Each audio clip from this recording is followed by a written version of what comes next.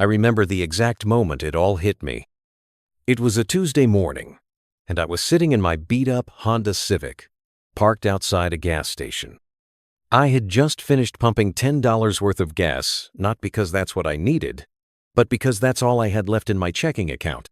$10. That was the line between me and empty. Not just my gas tank, but me. I felt completely drained. Emotionally, mentally, financially. I sat there with the engine running, staring at the receipt in my hand. For some reason, I couldn't let it go. I kept looking at the numbers like they were going to magically change. But they didn't. What they reflected, what I really saw, was how far I'd let things go. I had a job that barely covered my bills. My credit cards were maxed out. My savings account was a joke. And the scariest part? I wasn't even surprised. I had just accepted it. I had been living paycheck to paycheck for so long that survival mode became my normal. I told myself things like, everyone's struggling, or this is just part of being young. But the truth? I wasn't young and figuring it out anymore. I was old enough to know better. I had made some dumb choices, bought stuff I didn't need, ignored warning signs, tried to keep up with people who didn't even notice I was trying. I was tired of pretending. That morning, I broke down. Not a loud, dramatic cry, just this quiet unraveling. Like all the pressure I had bottled up finally started to leak out. I remember putting my forehead on the steering wheel and whispering, "Something's got to change." And that was it. Not some lightning bolt moment, not a lottery ticket or miracle. Just that tiny shift admitting I needed help and I didn't know where to start. Later that night, I was scrolling through YouTube, and one of those recommended for you videos popped up. It was a guy reviewing a book called The Psychology of Money. The thumbnail said something like, "This book will change how you think about wealth." I clicked, mostly out of boredom, maybe a little hope, but I didn't expect much. I thought I had a money problem, not a thinking problem. But within the first 5 minutes of that review, something clicked. It wasn't just about numbers, it was about behavior, mindset, how I viewed risk, freedom, success, even happiness. So I bought the book used copy, $5 on Amazon. It came 3 days later, and I devoured it in one weekend. What I found inside didn't give me a formula to get rich. It gave me something more powerful: clarity. That was the beginning of everything changing, not overnight, but slowly, intentionally, from the inside out. And in this podcast, I want to share with you the 4 biggest lessons that the psychology of money taught me, and how applying those lessons changed not just my bank account, but my peace of mind, my relationships, and honestly, how I treat time, risk, and even myself. So if you've ever felt like money is this monster you can't control, or if you've ever felt like no matter how hard you work, it's never enough, stick with me, because I was there too. And this is how I got out. One of the first big takeaways that hit me from the psychology of money was this strange but powerful idea: wealth isn't what you see. Sounds simple, right? But that line hit me like a punch in the chest. Because for most of my life, I thought wealth was what you see: the car someone drives, the house they live in, the vacations they post on Instagram, the brand names on their clothes. That was the scoreboard. That was how you knew someone made it. And because of that belief, I spent years chasing that image. Even when I didn't really have the money, I'd go out with friends and swipe my card for dinners I couldn't afford just to seem like I had it together. I leased a car that looked great but drained my monthly budget. I bought gadgets, shoes, even furniture, just because I thought it said something about who I was. And in the process, I was quietly sinking paycheck to paycheck, barely keeping my head above water. But then I read this line in the book: spending money to show people how much money you have is the fastest way to have less money. That sentence didn't just make sense, it exposed me. Because that's exactly what I was doing. I wasn't building wealth, I was burning it, for appearances. And here's the hard truth I had to face. The people I was trying to impress weren't even thinking about me. They were busy worrying about their own lives just like I was. So I made a decision. I stopped trying to look rich and started trying to be financially stable. The first thing I did was cancel my gym membership, not because fitness didn't matter, but because I realized I wasn't even going. I switched to working out at home with YouTube videos. Saved me $60 a month. Next, I traded in my fancy leased car for a used Toyota that had no monthly payment. That one change freed up hundreds of dollars a month. It wasn't flashy, but it ran smooth. And you know what? No one cared. I started tracking my spending, not obsessively, but honestly. Just looking at where my money was leaking, I found out I was spending over $120 a month on takeout and coffee shop lattes. That's groceries for a whole week. So I made small switches. Coffee at home, cooking dinner 3 nights a week. That alone saved me hundreds. And here's the wild part. At first, I thought I'd feel poor doing these things. But I didn't. I felt in control. I felt proud. Because for the first time, I wasn't making money decisions based on how I wanted to look.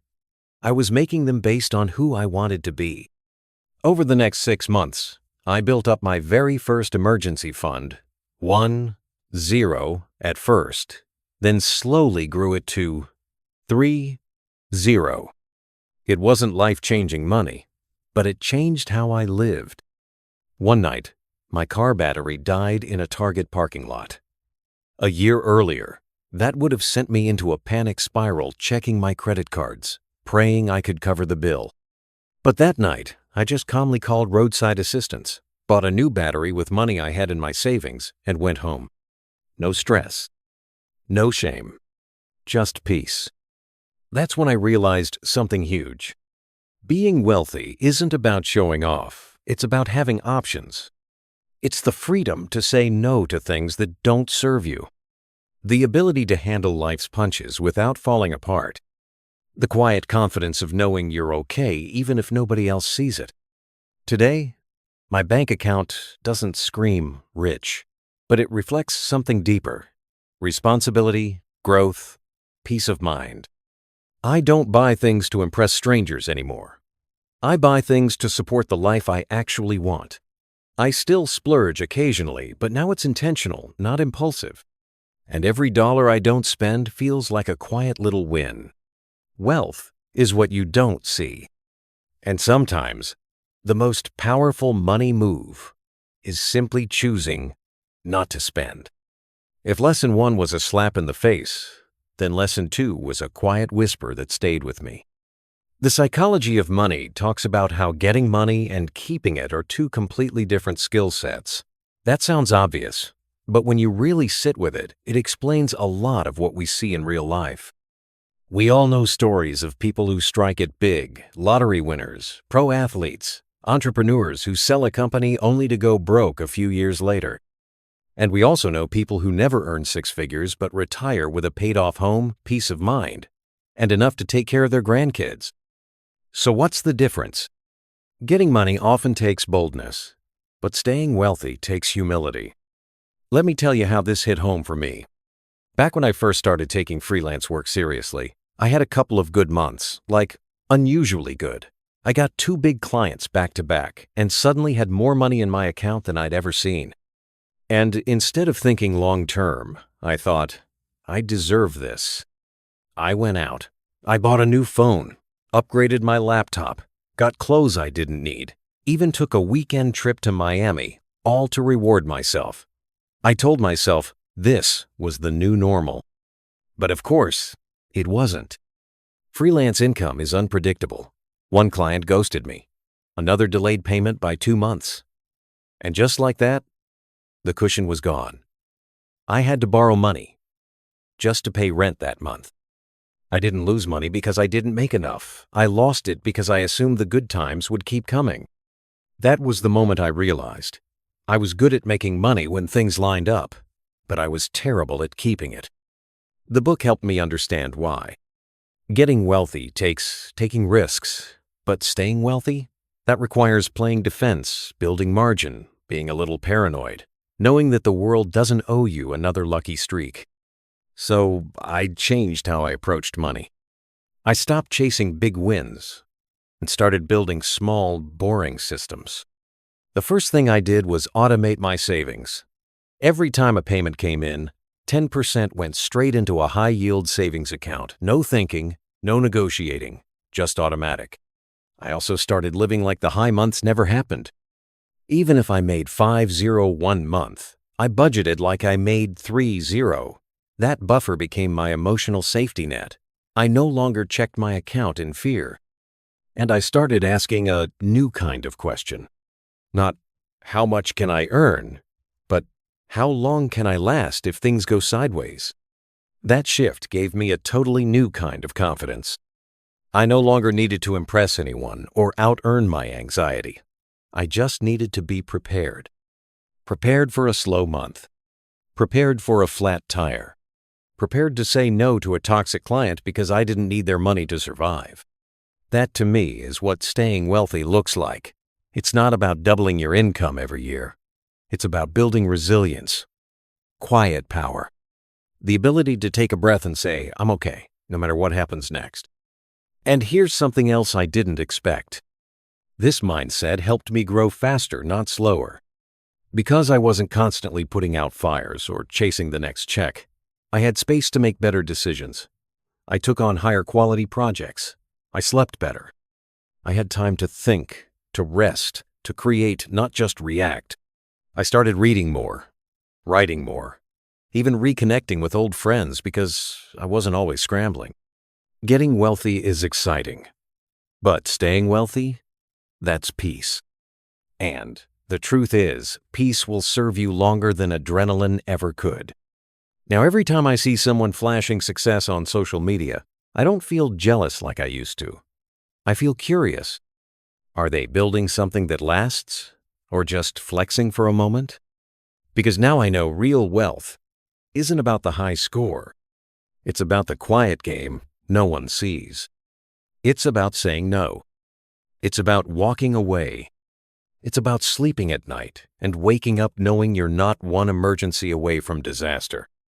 So, yeah, I still want to grow, but now I grow with guardrails. I take risks, but I hedge my bets. I dream big, but I save small over and over again. Because I'm not just trying to get rich. I'm trying to stay free. Before I read The Psychology of Money, I used to think the point of having money was to buy stuff the nicer the better. A better apartment, a better car, a bigger TV, maybe one day a beach house or a dream vacation. I thought wealth was about what money could get me. But this book flipped that idea upside down. One of the most powerful insights I took away was this. The highest form of wealth is the ability to wake up and say, I can do whatever I want today. That hit me hard. Because when I looked at how I was living, I realized something uncomfortable. I wasn't chasing freedom. I was chasing busyness. I filled every hour, every day, with something that looked productive but made me feel trapped. Back then, I said yes to everything. Every freelance job, every weekend hustle, every opportunity that came my way. I told myself it was for the money, that if I just worked hard now, I could rest later. But later kept moving, and I kept burning out. What I didn't see was that I was selling my time, my life, 1 hour at a time for a little extra income, and I wasn't even using that income to build freedom. I was just spending it to unwind from the exhaustion. The turning point came one Saturday morning. I had promised my niece I'd take her to the park. She was 5, full of energy, and had been talking about it all week. But that morning, a client emailed me with a quick revision that turned into a full-day fire drill. I canceled the park trip. I told my niece I was too busy, and she didn't understand. She didn't throw a tantrum. She just looked confused, then said, "But you promised." I swear, those words hit harder than any overdue bill I've ever gotten. That night, I sat down and looked at my calendar, like really looked. Almost every single hour was bought and paid for by someone else. Every meeting, every job, every favor. I had money coming in, sure, but none of it gave me peace. That's when this lesson from the book hit me in full force. Money is supposed to buy control of your time, not take it away. So I made a decision. I wasn't going to chase more, I was going to chase margin. Time I owned, choices I controlled. It started small. I created a non-negotiable window every morning from 8 to 10 a.m. No client calls, no emails, just time for my own projects or rest. At first, I felt guilty, like I was slacking. But then I noticed something. I felt lighter, clearer, more focused. I said no to a high-paying but chaotic client who never respected my time.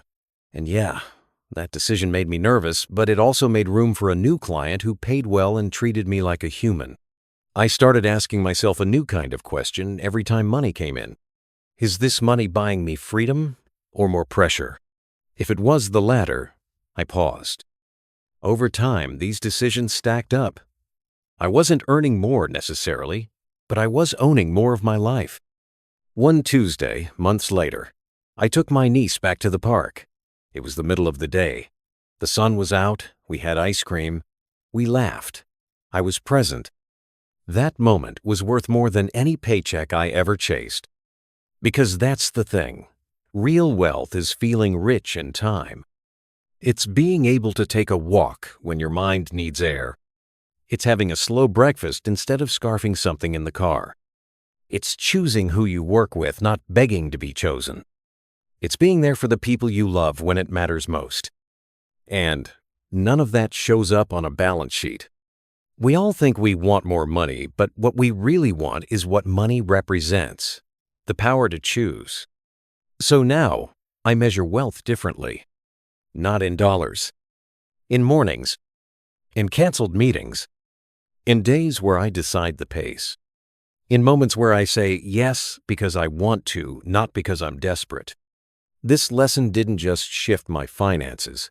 It shifted my lifestyle, my values, my calendar.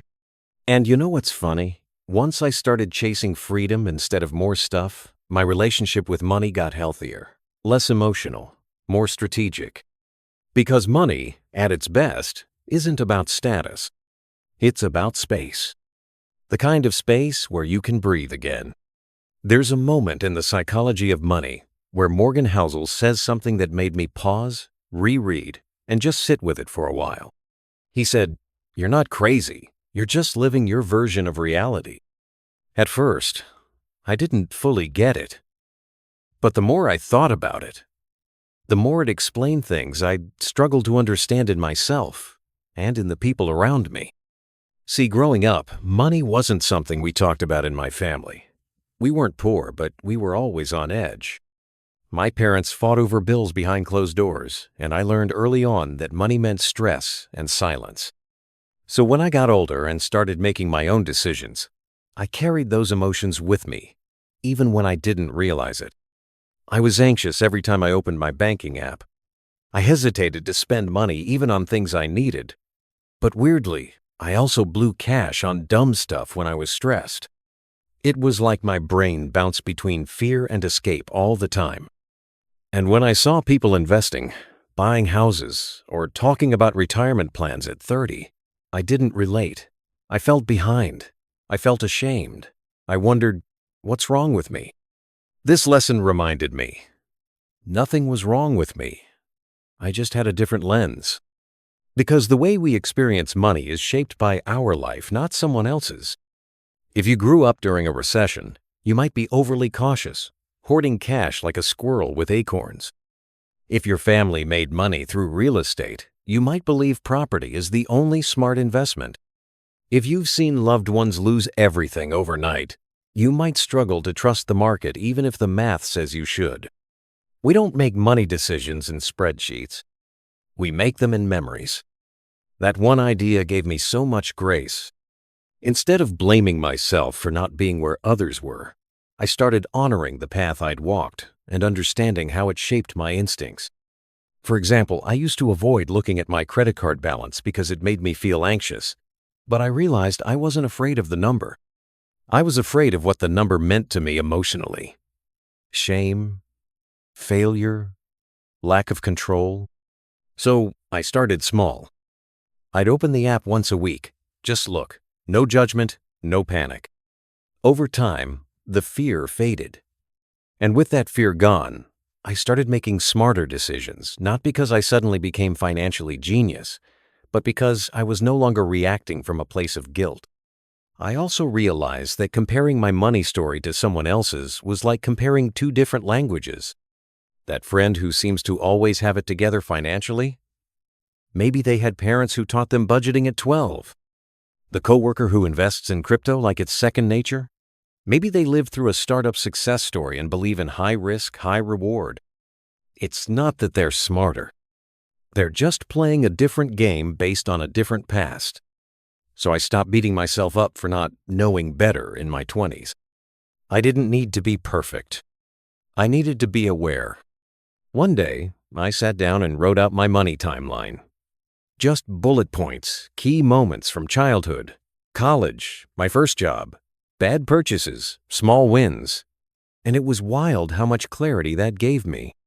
It helped me connect the dots. Why I avoided talking about finances. Why I felt safer with cash than investments. Why I used to associate wealth with isolation, not freedom. Once I understood those patterns, I started rewriting them not overnight, but piece by piece. I gave myself permission to learn, to change, to say, I don't know, but I'm figuring it out. And maybe the biggest shift? I stopped judging other people's choices too. That friend who still lives paycheck to paycheck, maybe their reality is different than mine. Maybe they're not lazy. Maybe they're surviving. That couple who seems over-the-top frugal, maybe they've been burned before. We're all just doing our best with the stories we were handed. And when you realize that, something incredible happens. You stop trying to win at money. You start trying to heal your relationship with it. That's what this lesson gave me. Compassion. For others. For myself. For the messy, emotional, complicated journey that money really is. I may not have the cleanest financial history, but now I have clarity. And with clarity comes peace. And with peace comes progress. This lesson from the psychology of money was the one that surprised me the most. On the surface, it sounds like a contradiction. Save like a pessimist, invest like an optimist. But once I lived it, it made perfect sense. See, I used to think I had to pick a side when it came to money. Either I was a worrier who hoarded cash, or I was a risk-taker who went all in on the stock market. But this lesson showed me it's not an either-or. It's both. Let me explain. When I first started trying to be smarter with my money, I went into full survival mode. I hoarded every dollar. I avoided all investments. I was scared of losing even a single cent. I'd read articles that said, your money loses value sitting in a savings account. And I knew they were right, but fear kept me frozen. Then one day, my water heater exploded. Not literally, but close. Flooded part of my small apartment. Ruined my rugs, my books, the base of a bookshelf I'd just built. And the worst part? I didn't have enough saved to cover it. I had to put everything on a credit card at 22% interest. That incident set me back 4 months financially. And it was completely avoidable. That was my wake-up call. Saving isn't just about being cautious. It's about being realistic. The pessimist in you has a role. It's the part that says, emergencies happen, things break, jobs disappear. Life doesn't care about your plans. So I started saving seriously. I created a real emergency fund, not just some leftover scraps in my account, but a dedicated fund with 3 months of living expenses. It took me almost a year to build it up. I cut back on eating out. I canceled a couple of subscriptions. I said no to a few trips I would have said yes to before. And you know what? That fund didn't just change my finances, it changed my confidence. Suddenly, I didn't feel one flat tire away from disaster. I didn't panic when a freelance client delayed payment. I didn't have to accept every project out of fear. That's what it means to save like a pessimist, to acknowledge that bad things will happen, and to be ready when they do. But that's only half the equation. The other half the part I was missing is learning to invest like an optimist. Because even though bad things happen in the short term, the long-term story of progress is powerful. If you look at history through wars, recessions, pandemics, the market, the world, people find a way to grow, to rebuild, to move forward. So once I had my emergency fund in place, I started investing. Nothing crazy, just slow, steady, boring index funds. At first, it was $50 a month, then $100, then more. And I treated it like planting seeds. Not every seed grows overnight. Some take years. But if I trust the process, if I keep watering the soil over time, those seeds become something real. There were times I wanted to pull out, like when the market dipped, or when my balance didn't seem to be growing fast enough. But I reminded myself, my savings protect me in the short term. My investments prepare me for the long term. One gives me stability. The other gives me hope. And the best part? When you combine these two, saving with realism and investing with optimism, you stop living in panic or denial. You start living in balance. Today, I still save like a pessimist. I expect stuff to go wrong. I check my tires. I budget for medical bills. I always keep a cushion. But I also invest like someone who believes in the future. Because I do. I believe that the world will keep moving forward. That I will keep growing. That, given time, effort pays off. This lesson helped me stop fighting with myself. It gave both sides of me, the anxious planner and the dreamer, a seat at the table. And when I live like that, I don't just feel smart with money. I feel safe and hopeful. And maybe that's what financial peace really is. Sometimes I think back to that version of me in the gas station staring at a $10 receipt, holding back tears, feeling completely lost. It's not even the money that stands out when I look back. It's the weight I carried. The constant fear. The silent shame.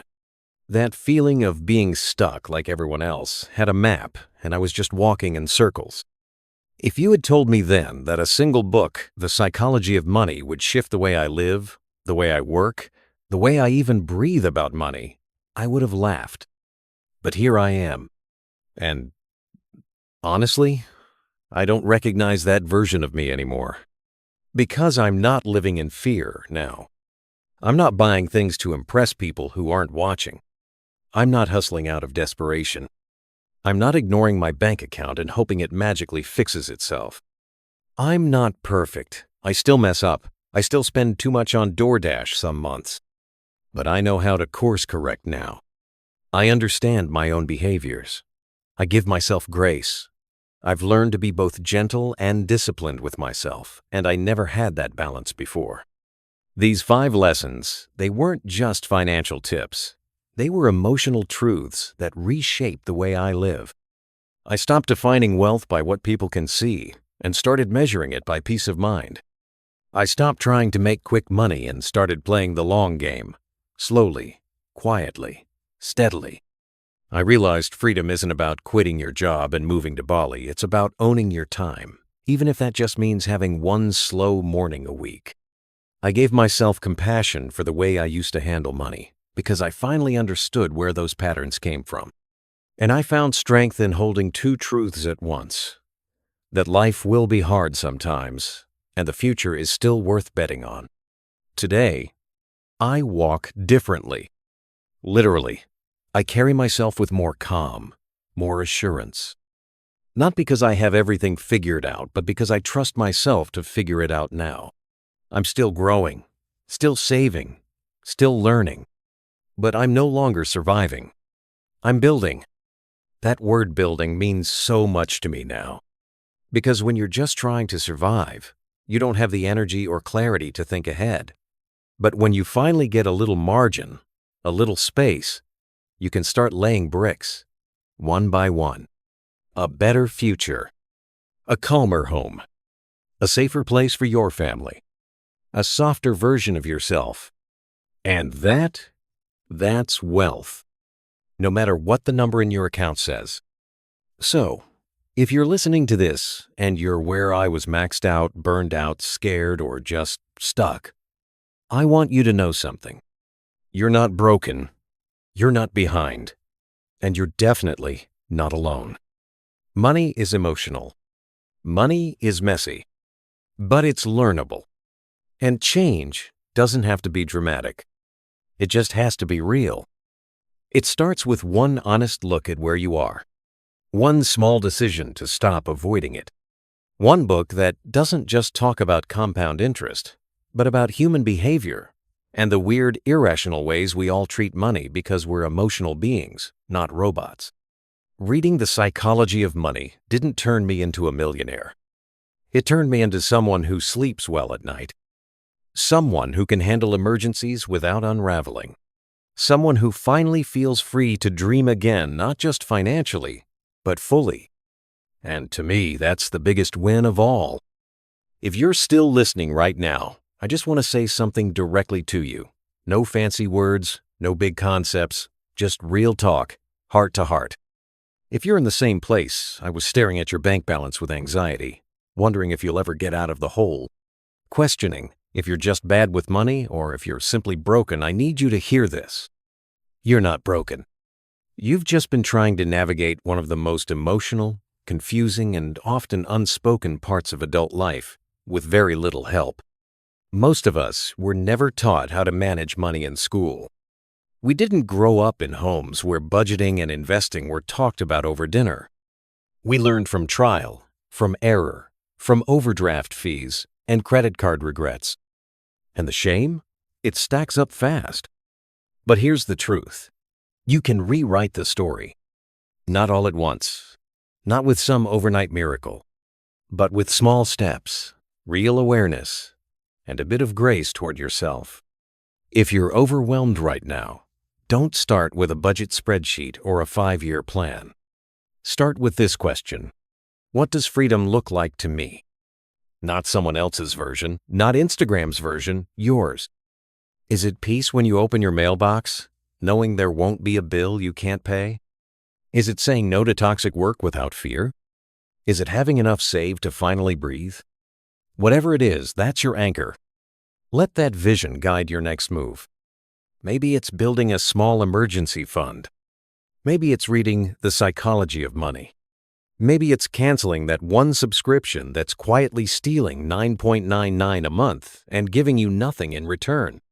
Maybe it's just forgiving yourself for not figuring this out sooner. Because the truth is, most of us are carrying money wounds. We've been told that success is all about the car, the clothes, the corner office. But success? Real success? It's about control over your time. Peace of mind. Knowing that when life punches you in the gut, you won't fall apart. That's the kind of wealth worth building. And if anything in this episode connected with you even a little, I want to invite you to take one tiny action today. Not for me, but for you. Maybe that means buying the book that changed my life. Maybe it means talking to someone you trust about your finances. Maybe it just means being honest with yourself for the first time in a long time. Whatever it is, take it. Even if it's small. Especially if it's small. That's how real change begins. And hey, if this episode helped you see money a little differently or made you feel a little less alone, I'd love for you to do one more thing. Subscribe so you don't miss the next conversation. Share this episode with someone you care about, a friend, a sibling, a partner, anyone who might need to hear it too. A-22. Or just drop a comment. Let me know what landed with you or where you're at in your journey. I read every one. This podcast isn't about me having all the answers. It's about creating space to ask the right questions.